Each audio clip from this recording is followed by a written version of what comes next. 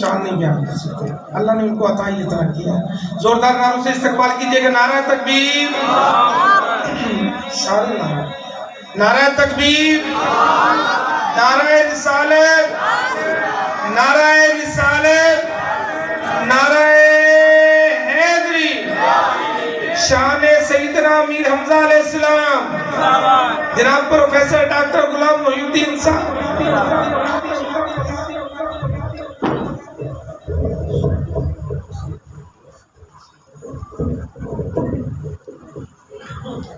اعوذ باللہ من الشیطان الرجیم، بسم اللہ الرحمن الرحیم،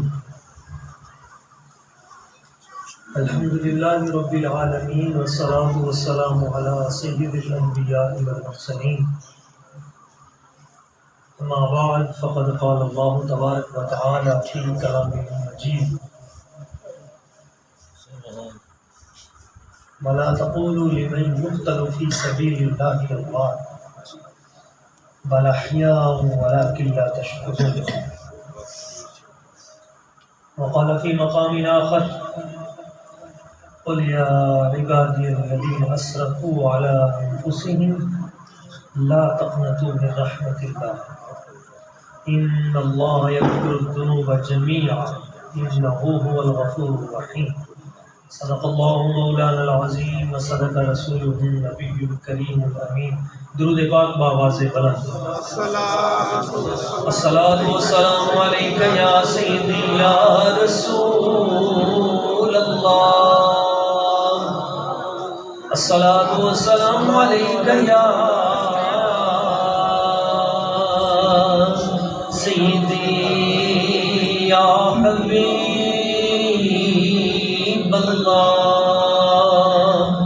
الصلاة والسلام عليك يا رحمة للعالمين وعلى آلك وأصحابك يا محبوب رب العالمين۔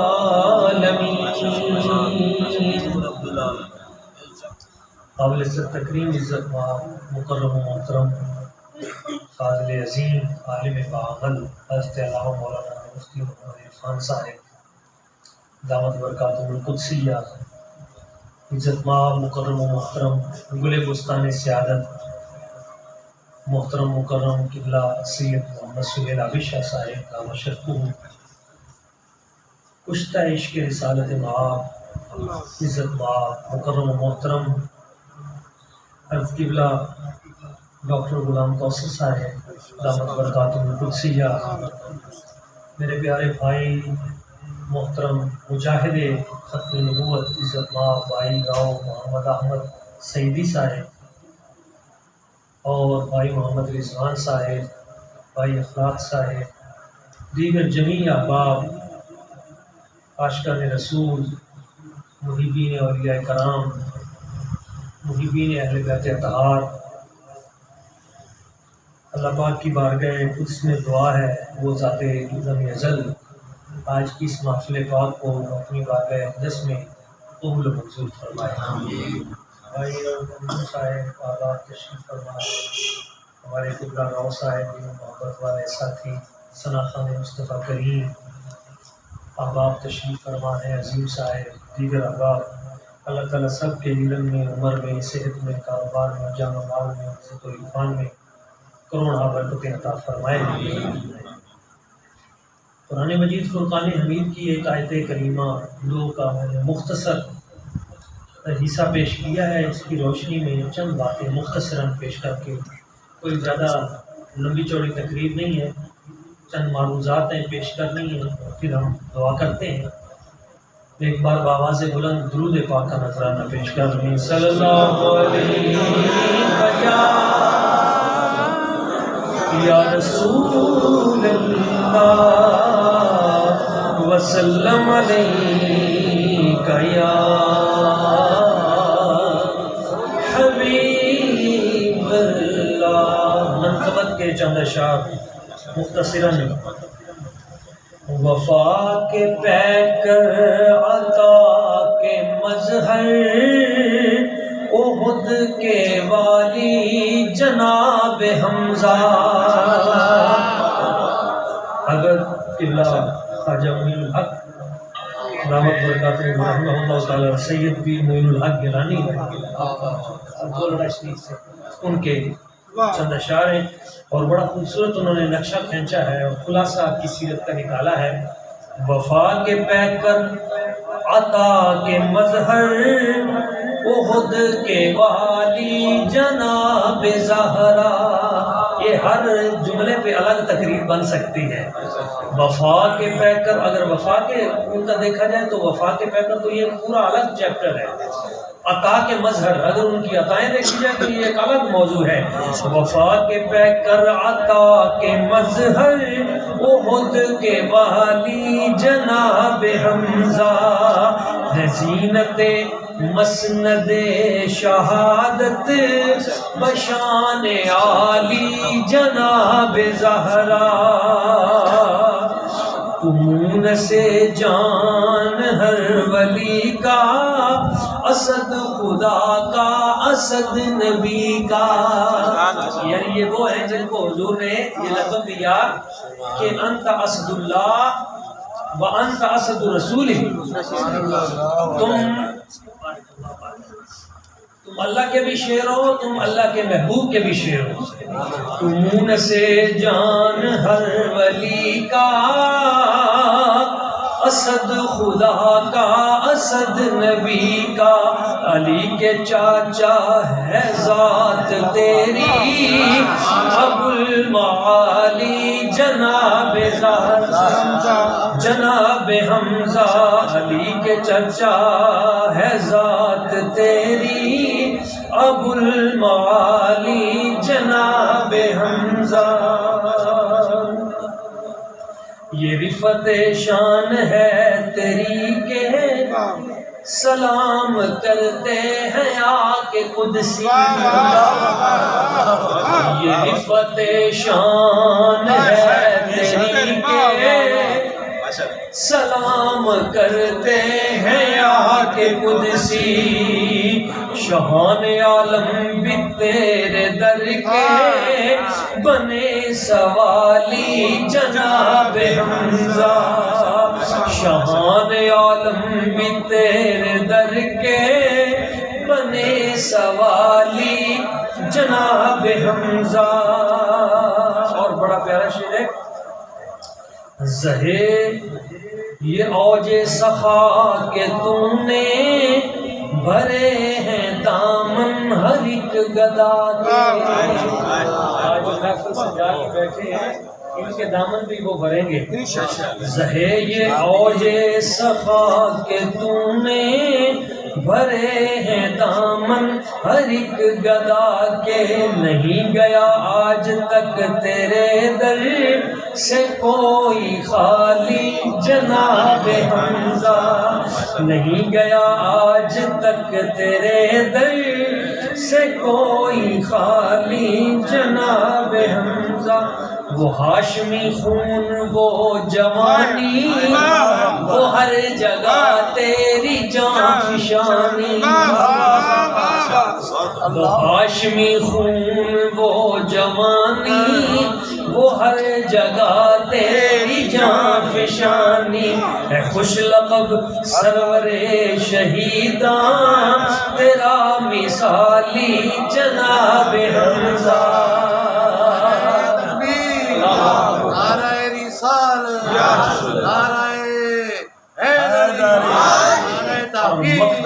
وقت ہے نہ کیوں تیرا نام لوں محبت سے ہر گھڑی اے امیر طیبہ.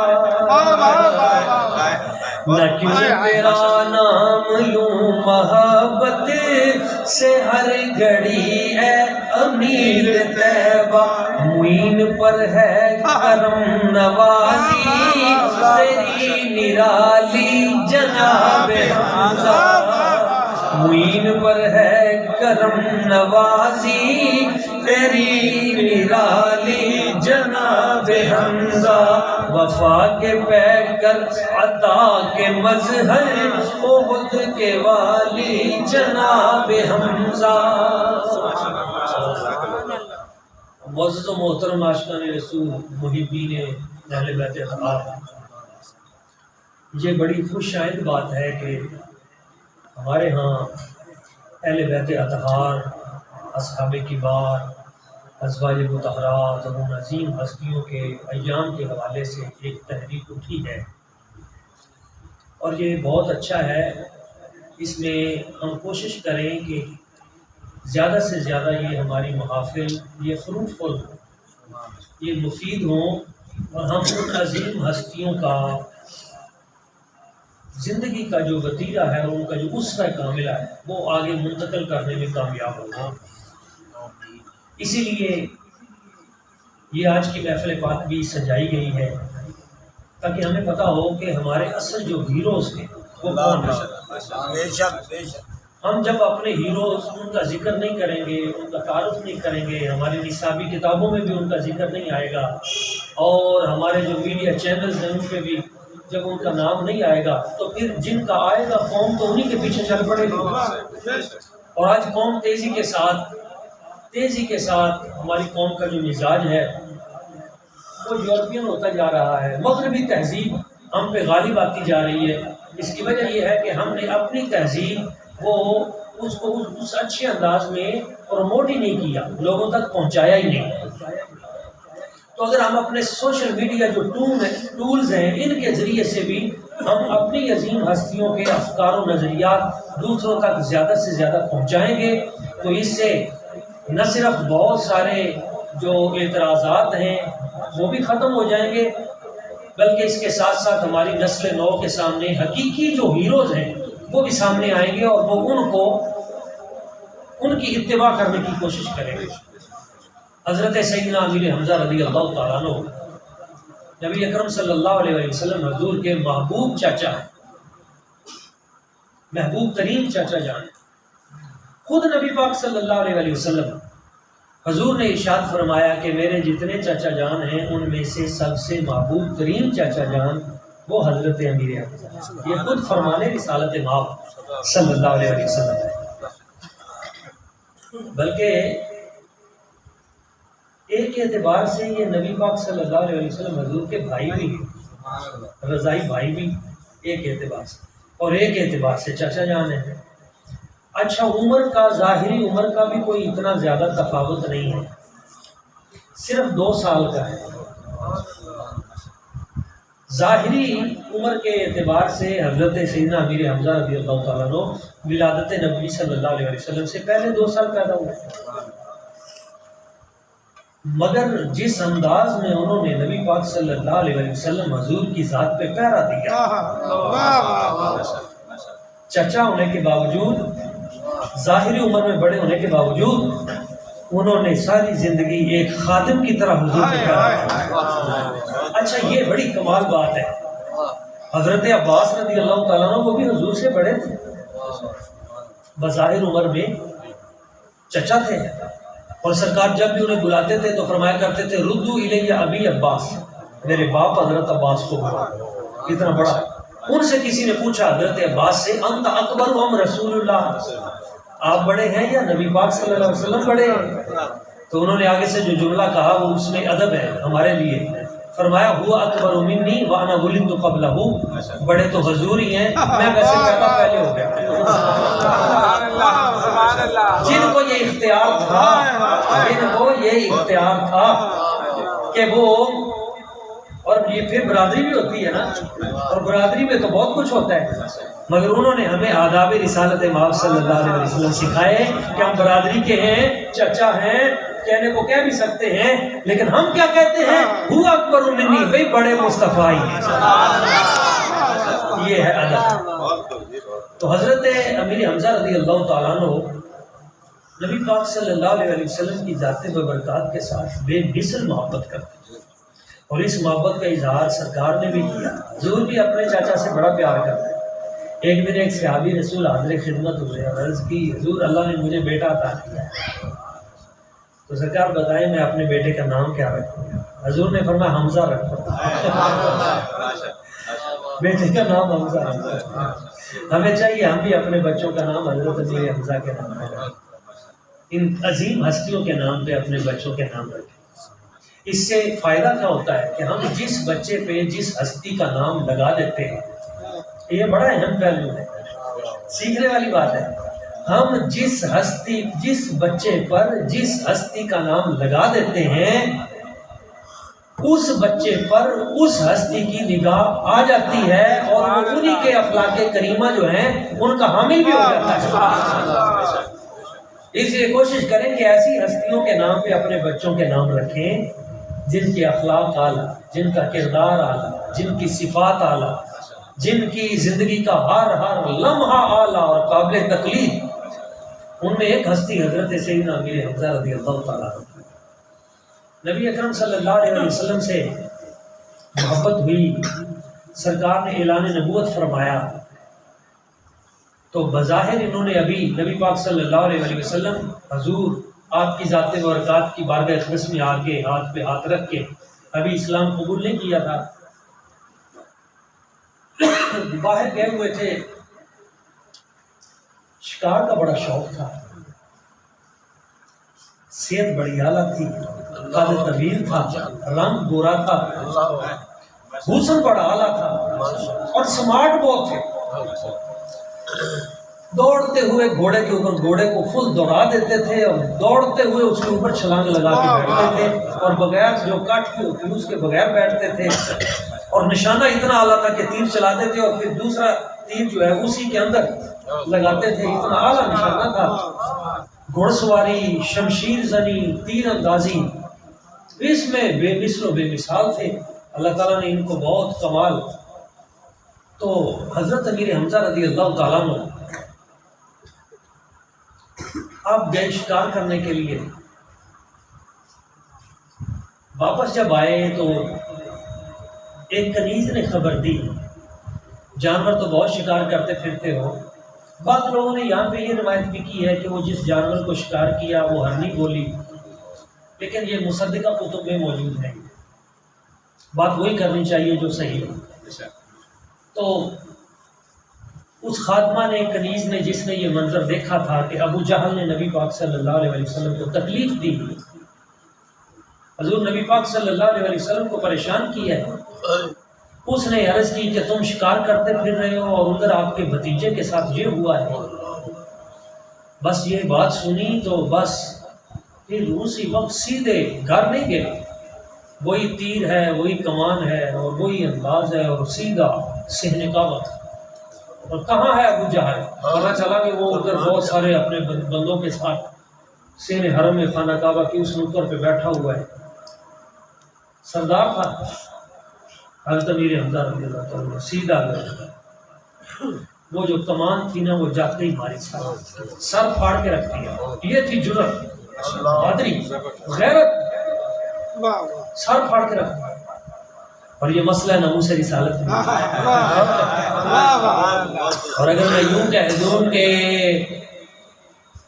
مکہ مکرمہ میں حضور نے جب اعلان نبوت فرمایا تو اس وقت اعلان نبوت کے بعد جب ابو جہل اور کافروں کی طرف سے نبی پاک کی ذات برکات پہ ظلم ہوا تو سب سے پہلے عملاً جس نے محافظ ناموس رسالت بننے کا کردار ادا کیا وہ حضرت جناب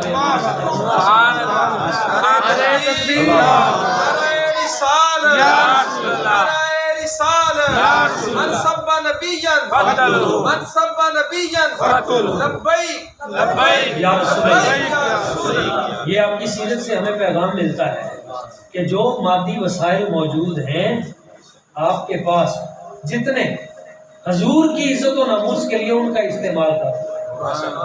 سرکار کی ذات پہ انگلی نہ کسی کو اٹھانے. تو جب پتہ چلا سر پھاڑ دیا. اب جو ابو جہل کے قبیلے کے لوگ تھے وہ بھی اٹھے مقابلے کے لیے. وہ شاطر آدمی تھا ابو جہل. اس نے کہا نہیں، اگر اس طرح تم کرو گے نا یہ قریش کے ساتھ جنگ شروع ہو جائے گی، یہ پورے بنو ہاشم کے ساتھ جنگ شروع ہوئی. پیچھے ہٹ جاؤ، میں نے اچھا نہیں کیا، میں نے تو یہ اپنے بھتیجے کے غم کی وجہ سے نہیں، ہم نے ان کو کسی اور طریقے سے قابو کیا. تو یہ بھی کفر کی چال ہوتی ہے.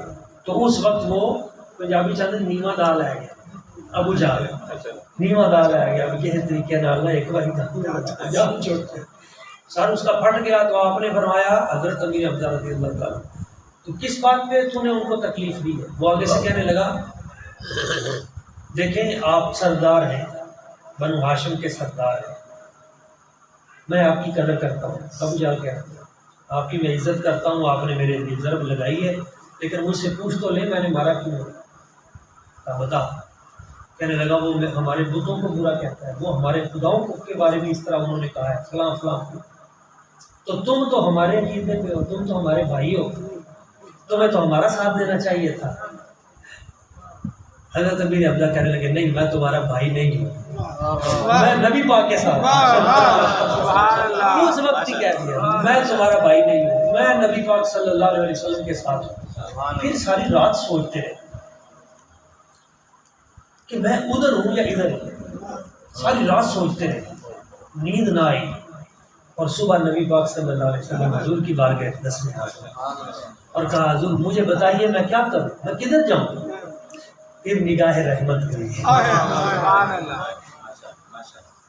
اور سرکار کی نگاہ رحمت ہے، پھر سب کچھ ادھر سے ایک نگاہ ہو جائے کہ سارے کام ٹھیک ہے۔ داہیہ کلبی تھے نا، حضرت داہیہ کلبی بہت بڑے سردار تھے، بڑا سونا رنگ تھا، زلفیں دراز تھی، لمبا اونچا قد تھا، اور 5000 بندہ ان کے دائیں بائیں تلواریں لے کے چلا کرتا تھا۔ 5000 جس کے باڈی گارڈ ہوں تو عرفان بھائی کتنا اس کا، تو خانہ کعبہ کا طواف کرتے ہوئے جناب داہیہ کلبی طواف کرتے ہوئے رکن یمنی پہ جب پہنچا سرکار کی نگاہ پڑ گئی،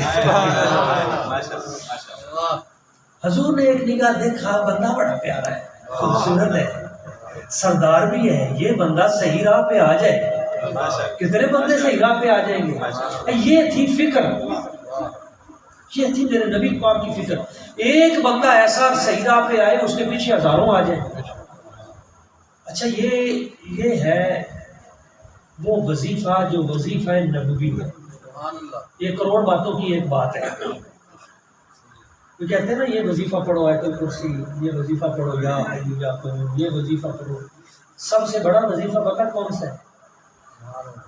کروڑ وظیفوں کا ایک وظیفہ ہے غم امت مصطفیٰ، حضور کی امت کا غم۔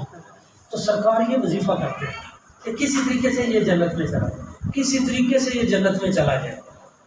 تو جس وقت اس بندے کو دیکھا جناب داہیہ کلبی کو، نبی پاک صلی اللہ علیہ وسلم کو پیار آیا اور عرض کی یا اللہ کریم یہ بندہ اگر مسلمان ہو جائے بڑا فائدہ ہوگا، بڑا تگڑا چودھری ہے، سردار ہے، اور ماشاءاللہ قد بھی ہے، حسن و جمال بھی ہے، سرداری بھی اس پہ پہنچتی ہے۔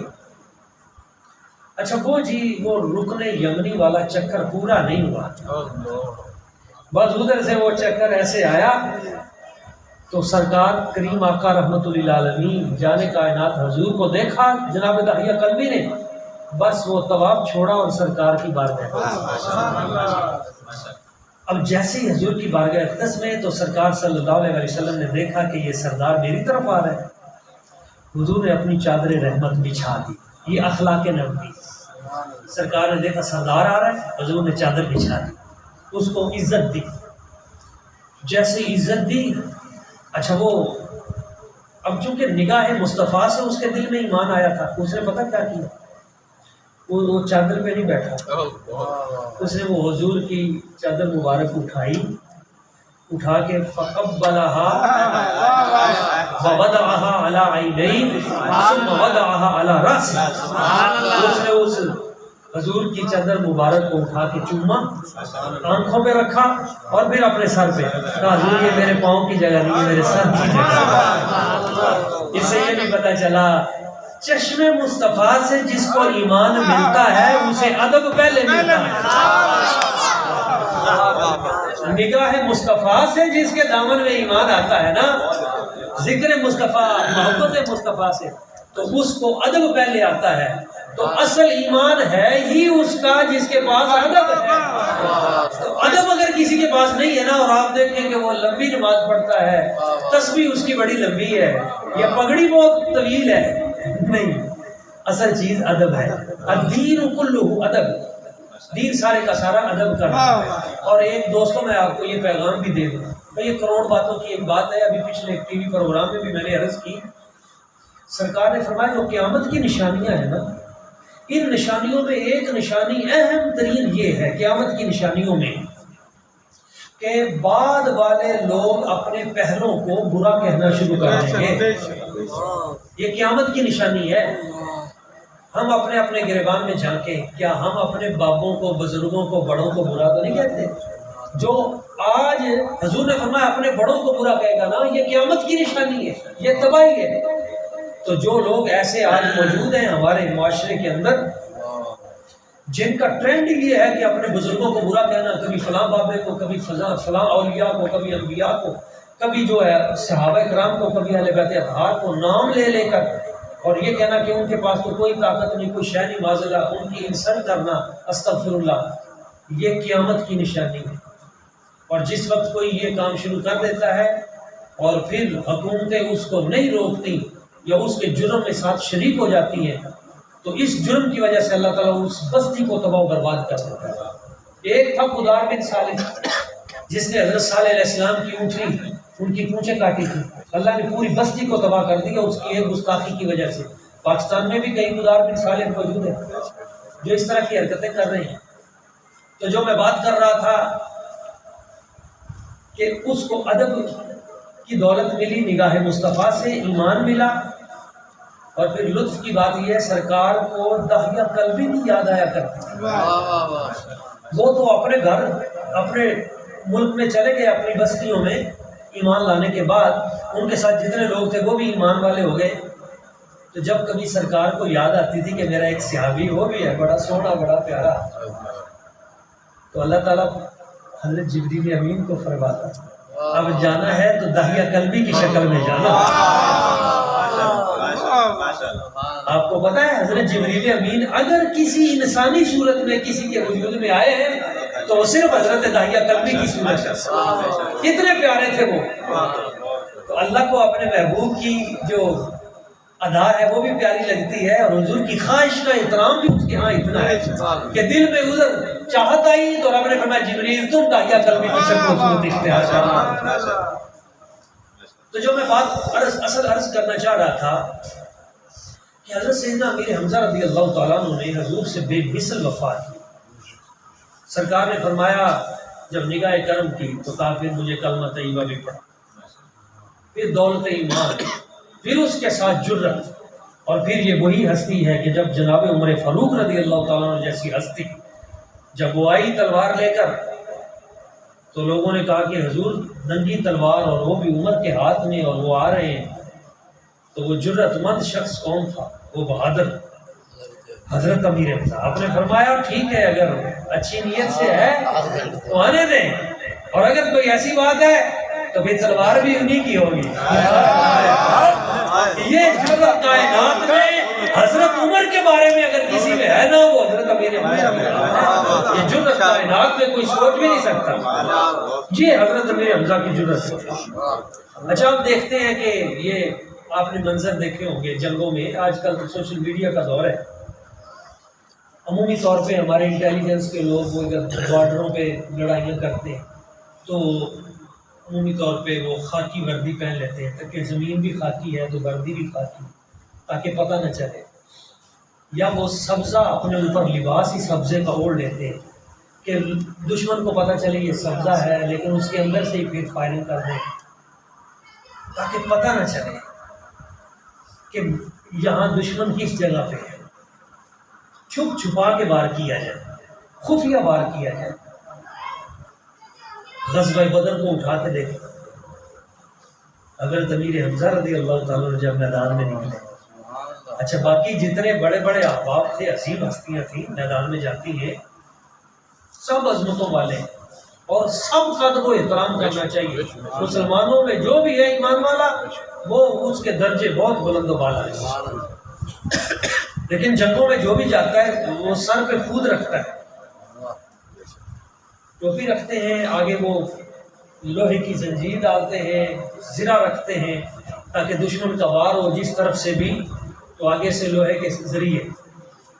حضرت امیر حمزہ جب میدان میں آئے آپ نے چہرہ کھلا رکھا اور سر کے اوپر آپ نے پگڑی باندھی اور پگڑی کے اوپر آپ نے شودر مرغ کا پر باندھا.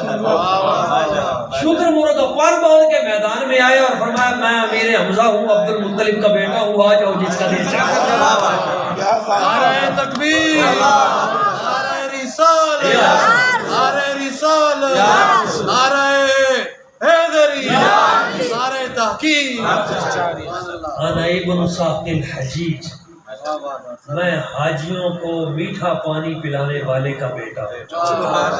حضرت ہاشم جو تھے نا، ہاشم یہ حضرت عبد المطلب رضی اللہ تعالیٰ عنہ کے والد گرامی، تو پردادا جان تھے حضرت امیر حمزہ رضی اللہ تعالیٰ عنہ کے دادا جان.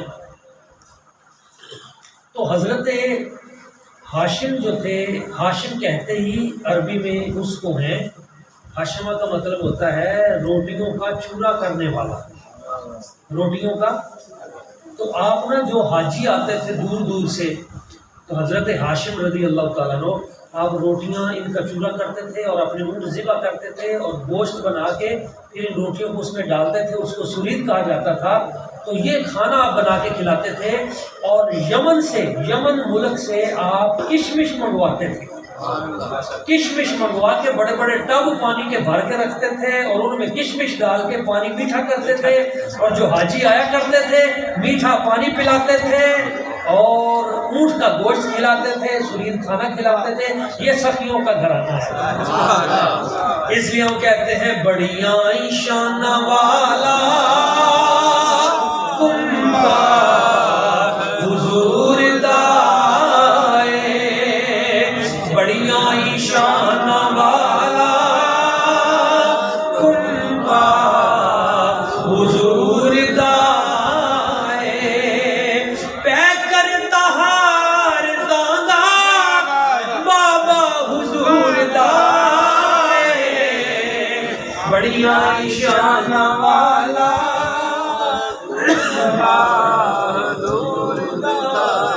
کی شان تین دساں میں بی بی آمنہ دی، کی شان تین دساں میں بی بی آمنہ دی، بے جس دے موہے تو ملدا صدقہ حضور دا،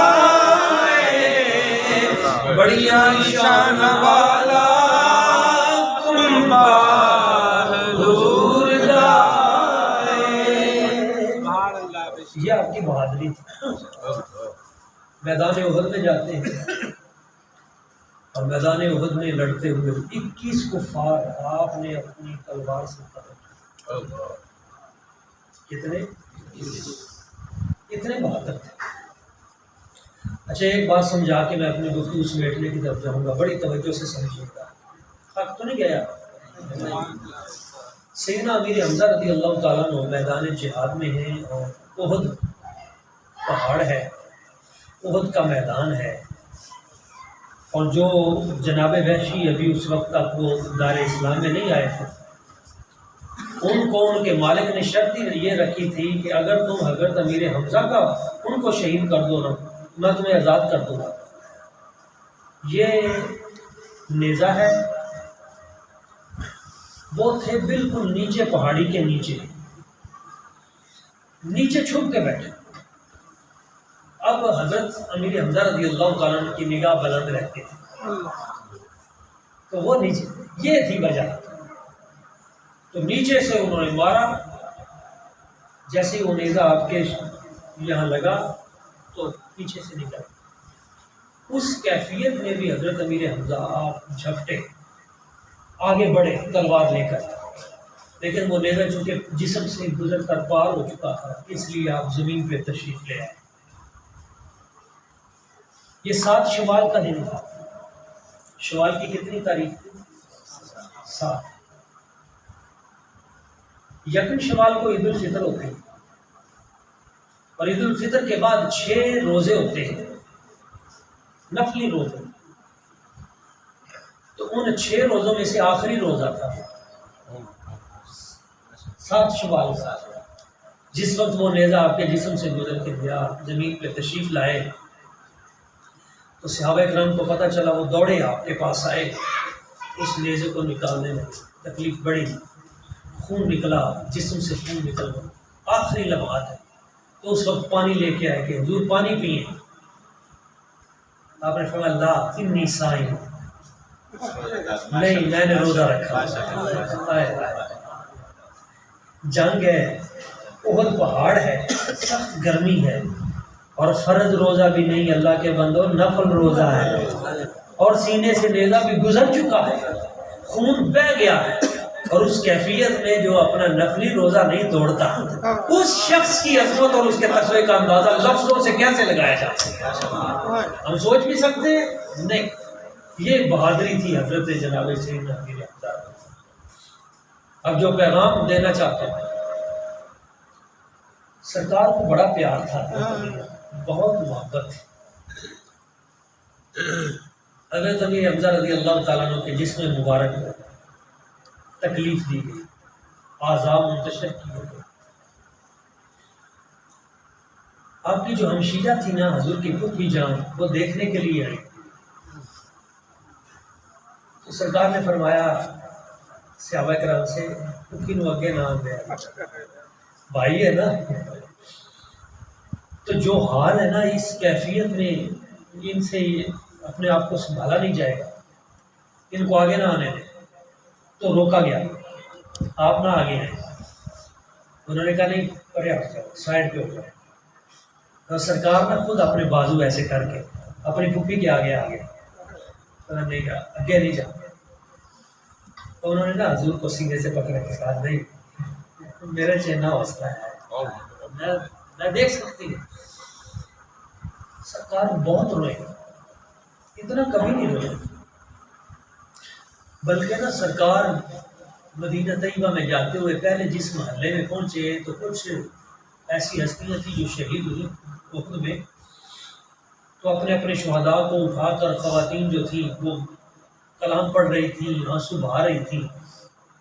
تو سرکار نے ان خواتین سے کہا تھا تم اپنے لوگوں پہ تو روتی ہو، میرے چاچا پہ کیوں نہیں روتی، ان پہ کیوں نہیں آنسو بہاتے؟ یہ حضرت امیر حمزہ کے لیے خاص تھا۔ 70 مرتبہ نبی پاک صلی اللہ علیہ وسلم حضور نے ان کے لیے دعا فرمائی۔ حضرت امیر حمزہ رضی اللہ تعالیٰ عنہ روحانی دنیا میں گورنر مدینہ، آج بھی اگر کسی بندے کا کام نہ ہوتا، بارگاہ نبوی صلی اللہ علیہ وسلم میں حضور سے بڑی تو بارگاہ ہی نہیں ہے، لیکن بندے کا کوئی جرم ایسا ہو، آج بھی یہ اندر کی بات ہے، صوفیات دور کو وہ کہتے ہیں احد پہاڑ پہ چلے جاؤ حضرت امیر حمزہ کی بارگاہ، وہاں سے سفارش لے کے سرکار کی بارگاہ میں جاؤ، کبھی خالی نہیں مڑو، کبھی خالی نہیں مڑو۔ میں نے اس بندے کی بھی زیارت کی، اللہ شاہ یہ باتیں بتانے والی تو نہیں ہوتی، لیکن مسجد نبوی شریف میں مواجہ شریف کے قرب میں بیٹھنے والا ایک بندہ جس نے جاگتے ہوئے کئی بار حضرت امیر حمزہ سے جھگڑی، ایسا سوچا۔ انہوں نے مجھے بھیجا، قدرتی طور پہ آپ میں سے جو احباب اس کیفیت سے واقع ہوں جانتے ہیں، جب بھی حاضری ہوئی حضرت امیر حمزہ کی بارگاہ اقدس میں، جیسے ہی وہاں پہنچ کے سلام عرض کیا تو اندر سے تازہ خوشبوؤں کے حلے آنے شروع ہو گئے۔ ایک مرتبہ میں تھا، میرا چھوٹا بیٹا تھا، تو ہم یہاں سے نکلتے تھے رمضان شریف میں اور حضرت امیر حمزہ کی بارگاہ اقدس میں، تو ایک دن ایسا ہوا کہ وہ رات گزر گئی اور صبح اہم سحری کا وقت تھا، اور جب پتہ چلا تو پتہ چلا کہ 7-8 منٹ رہ گئے ہیں پیچھے، تو سحری جو ہے کرنی رہ گئی ہے، پہنچی لیٹ ہے۔ تو وہیں پہ مواجہ حضرت سیدنا امیر حمزہ پہ ہم بیٹھے، شیشہ ٹوٹا ہوا تھا، اندر سے خوشبو آ رہی تھی، بیٹھے ہوئے، تو بیٹا کہنے لگا یہ ٹائم کیا آپ ہے، سحری کا وقت ختم ہو رہا ہے۔ تو میں نے کہا جی اب ادھر سے 5-6 منٹ میں ہم کدھر جائیں گے، دعا کرو تو۔ اچھا ہم نے دعا شروع کر دی تو اسی وقت جناب نا ادھر سے پیچھے کو بندے آئے، انہوں نے ہمارے تاکہ جلدی جلدی آپ روزہ رکھیں. تو میں نے ان کی بارگاہ اقدس میں بڑے منظر دیکھے، ایسی لطافتیں وہاں موجود ہیں، ایسی خیرات موجود ہے. روحانی گورنر ہے وہ مدینہ طیبہ کے، آج بھی جو فیصلے جاتے ہیں حضور کی بارگاہ اقدس میں مدینہ طیبہ کے، وہ روحانی سارے معاملات حضرت امیر حمزہ کے سپرد ہیں. یہاں پہ سارے معاملات آپ نے وہ بارگاہ ہے. اور جو پیغام پہنچانا چاہ رہا تھا حضور کی فکر ہے. فکر کیا تھا؟ جس بندے نے آپ کو شہید کیا، فکر سنیں، حضور کا مزاج دیکھیں، مزاج نبوی سمجھیں کیا ہے. ہم میں سے جو پیر ہیں، علماء ہیں، بڑے بڑے صوفیاء ہیں عصر حاضر کے، وہ مزاج نبوی سے دور ہو گئے. ہم نے اپنی اپنی جنگیں شروع کر دی ہیں، نبوی مزاج کو نہیں سمجھا. بھائی حضور کو کتنا پیار تھا حضرت امیر حمزہ سے. میں نے کچھ باتیں عرض کی، آپ کو آ گیا ہوگا، پتہ لگ گیا ہوگا. حضرت امیر حمزہ کو کتنا پیار تھا یہ بھی واضح ہے. لیکن مزاج نبوی کیا ہے؟ نبی پاک صلی اللہ علیہ وسلم نے بعد میں یہ جنگ ختم ہو گئی، مکہ فتح ہو گیا، حضور نے وحشی کو پیغام بھیجا کہ تم بھی اسلام قبول کرو. حضور نے پیغام بھیجا آ جاؤ طبرانی میں مسلمان بنو. اب جو 1-to-1 کنورسیشن ہے وہ میں آپ کو بتا رہا ہوں. اس نے آگے سے کہا آپ کہتے ہیں کہ جو شخص مشرک ہو، قاتل ہو اور کردار کا اچھا نہ ہو، جس میں یہ 3 ہے، وہ بندہ جنت میں نہیں جائے گا. تو مجھے آپ دعوت دے رہے ہیں یہ تو تینوں چیزیں مجھ میں ہیں، میں تو جنت میں جاؤں گا نہیں، پھر مجھے اسلام قبول کرنے کی کیا ضرورت ہے؟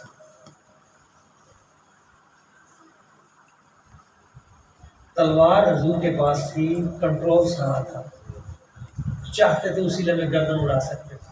لیکن مزاج نبوی کیا ہے یہ سمجھیے. آج سرکار نے فرمایا میں تمہیں بتاتا ہوں، تمہارے اندر اگر یہ 3 چیزیں تو میں تمہیں بتاتا ہوں. قرآن مجید کی آیت مبارکہ سرکار نے پڑھی ہے. حضور نے فرمایا، اللہ تعالیٰ فرماتا ہے الا من تاب وآمن وعمل عملا صالحا فاولئک یبدل اللہ سیئاتہم حسنات وکان اللہ غفورا رحیما. جو شخص توبہ کر لے، وعمل عملا صالحا اور عمل اچھا کر لے، فاولئک یبدل اللہ سیئاتہم حسنات، تو اللہ تعالیٰ اس کے گناہ بدل کر نیکیاں بنا لیتا ہے. اور وہ بڑا غفور الرحیم ہے، وہ رب بڑا غفور الرحیم ہے. تو تم کلمہ شریف پڑھو، مسلمان ہو جاؤ، تمہاری خطائیں بخشی جائیں گی، معاف ہو جائیں گی. آگے سے انہوں نے پتہ کیا کہنے لگے، جی ٹھیک ہے، اس میں آپ نے شرط رکھی ہے کہ جو توبہ پکی کرے اور عمل صالح کرے. تو ٹھیک ہے، میں توبہ بھی کر لیتا ہوں، عمل بھی صالح کر لیتا ہوں، لیکن جو میں نے شرک کیا ہے، آپ تو کہتے ہیں کہ قرآن مجید کے اندر ہے ان اللہ لا یغفر ان یشرک بہ ویغفر ما دون ذلک لمن یشاء. اللہ شرک معاف نہیں کرے گا، تو اس سے نیچے والی چیزیں معافی ہو جائیں گی. حضور نے فرمایا ہاں اللہ شرک معاف نہیں کرے گا، اس سے نیچے والی چیزوں کی معافی ہو جائے گی. اس نے کہا جی پھر میں نے تو کیا ہے. اس موقع پہ تیسری آیت اتری اللہ تعالیٰ کی طرف سے، وہ آیت سنانا چاہتا ہوں. اللہ تعالیٰ نے فرمایا قل یا عبادی الذین اسرفوا علی انفسہم لا تقنطوا من رحمت اللہ ان اللہ یغفر الذنوب جميعا. اب یہاں پہ شرک والی بات نہیں ہے. اللہ تعالیٰ نے فرمایا پیارے حبیب میرے بندوں سے کہہ دو اگر جانوں پہ ظلم کر لیا ہے تو میری رحمت سے مایوس نہ ہونا. لا تقنطوا من رحمت اللہ ان اللہ یغفر الذنوب جميعا، بے شک اللہ تعالیٰ تمام گناہوں کو معاف کر دیتا ہے. توبہ تو کر، ادھر آ تو صحیح، تمہارا رب تو سب، اس سے مزاج ربی بھی دیکھیں. یار جرم دیکھو کتنا بڑا ہے، گناہ دیکھو کتنا بڑا ہے، پر رب کیا چاہتا ہے، رب کا حبیب کیا چاہتا ہے؟ رب چاہتا ہے ٹھیک ہے پہلے جو ہو گیا ہو گیا، پھر بھی آ جاؤ انہوں نے کہا اچھا اگر رب سب گناہوں کو بخش دیتا ہے تو پھر مجھے کلمہ طیبہ پڑھا کے ہم ایک دوسرے کی چھوٹی چھوٹی بات معاف کرنے کو تیار نہیں. وہ رب ہے جس نے وہ چیزیں معاف کر دی, وہ رب کا حبیب ہے جنہوں نے اپنے چاچا کے ساتھ یہ ہم آج تک معاف کرنے کے لیے تیار نہیں ہیں. نئی بات سمجھ میں آئی بھائی, جس رب کے پاس معافی کا اختیار ہے وہ تو آیتیں بھیج رہا ہے. اچھا وہاں پہ کچھ صحابہ اور موجود تھے, انہوں نے کہا یا رسول اللہ یا حبیب اللہ یہ جو غلطیاں ہوئی ہیں نا یہ ماضی میں کہیں کہیں اسلام قبول کرنے سے پہلے یہ ہوئی ہیں ہم سے, لیکن حضور یہ توبہ کرنے سے یہ معافی صرف اس بندے کے لیے ہے یا یہ سب کے لیے؟ حضور نے فرمایا کہ قیامت تک سب کے لیے یہ معافی ہے. قیامت تک کے لیے رستے رب نے کھول دیے. اب میری طرف آؤ تو صحیح میرے بندو, یا عبادی الذین ہے میرے پیارے بندو میری طرف آؤ, میں تمہاری بخشش کرنے والا ہوں, تمہارے سب گناہوں کو مٹا دینے والا ہوں. تو دوستو اللہ تعالیٰ بڑا رحیم ہے, بڑا کریم ہے, بڑا غفور ہے, وہ تو اپنے بندوں کی تلاش میں ہے. میرے بندو آؤ تو صحیح. تو وہ تو جرم اتنے بڑے بڑے تھے ہم سے اس طرز کے تو نہیں ہے نا. اللہ تعالیٰ معاف فرمائے ہمیں, ہمارے جرم اور نوعیت کے ہیں تو اللہ تعالیٰ ہمیں ہر طرح کی بے ادبی سے بھی معاف فرمائے, اور یہ جو کمزوریاں کوتاہیاں سستیاں غفلتیں اللہ تعالیٰ ہمیں ان سے بھی معاف فرمائے. لیکن اپنے رب سے پیار کریں, رب کے حبیب سے پیار کریں, مزاج نبوی کو سمجھیں. حضور یہ چاہتے ہیں ٹھیک ہے بندے سے گناہ ہو گیا ہے, غلطی ہو گئی, پر یہ دوزخ میں گیا نا تو راضی پتہ کون ہوگا؟ شیطان. یہ ہے کروڑ باتوں کی ایک بات. ہم کہتے ہیں بندے کو ٹھوک دو اس سے, اے تو چھڈنا نہیں, بات کفر تو تھلے تو ساڑھے کو بریک ہے ہی نہیں. لیکن حضور کیا چاہتے ہیں؟ حضور فرماتے ہیں یہ کفر میں گیا دوزخ میں جائے گا, شیطان راضی ہوگا. ہم شیطان کو کیوں راضی کریں؟ اس کو محبت سے قابو کر کے جنت میں لے جائیں تاکہ رحمان راضی ہو, محبوب رحمان راضی ہو. تو دوستو حضرت جناب سیدنا امیر حمزہ رضی اللہ تعالیٰ عنہ کا مزار اقدس آج بھی برکتیں بانٹ رہا ہے, ان کی سیرت آج بھی. آج جس وقت ایک کربلا برپا ہے غزہ کے اندر, اس دور میں میرے آقا کریم کی بارگاہ اقدس میں یہ روزانہ سینکڑوں بچوں کی لاشیں جاتی ہیں. سرکار تو وہ رحیم و کریم ہے. حضور جب جماعت کروایا کرتے تھے تو پیچھے کوئی بچہ رو پڑتا تھا نا تو حضور اپنی نماز مختصر کر دیتے تھے, قرات چھوٹی کر دیتے تھے, سورت چھوٹی کر دیتے تھے. یہ بچہ رو رہا ہے, اس کی ماں پریشان ہو رہی ہے. تو آج جب اتنے بچے رو رہے ہیں اور اتنے بچے شہید ہو رہے ہیں, عورتیں شہید ہو رہی ہیں, عزتیں پامال ہو رہی ہیں, اس وقت گنبد خضرا میں آج رحمت للعالمین صلی اللہ علیہ وسلم کی کیفیت کیا ہوگی؟ تو دوستو اس وقت ضرورت ہے ہمارے جتنے بڑے ہیں, ہمارے جتنے اسلامی افواج کے جرنیل ہیں, ہمارے جتنے اسلامی ممالک کی مقتدرہ ہیں, ان کے اوپر, ہمارے علماء کے اوپر, ہمارے شیوخ کے اوپر, ہمارے ذمہ داران کے اوپر اس وقت یہ بہت بڑا قرض ہے, یہ بہت بڑا ان کے اوپر ایک بوجھ ہے جس کا جواب دینا پڑے گا کہ جس وقت اتنا بڑا ظلم ہو رہا تھا تو اس وقت ہمارا کردار کیا تھا. کم از کم ہم بولیں تو صحیح, اپنی آواز تو بلند کریں, اپنا پیغام تو دیں, اور جو بڑے لوگ ہیں ان کے لیے بھی ہم کچھ نہ کچھ تو پریشر ڈیولپ کریں کہ اٹھو, میدان عمل لگا ہوا ہے اور اپنے حصے کا جو ہے وہ کردار ادا کرو.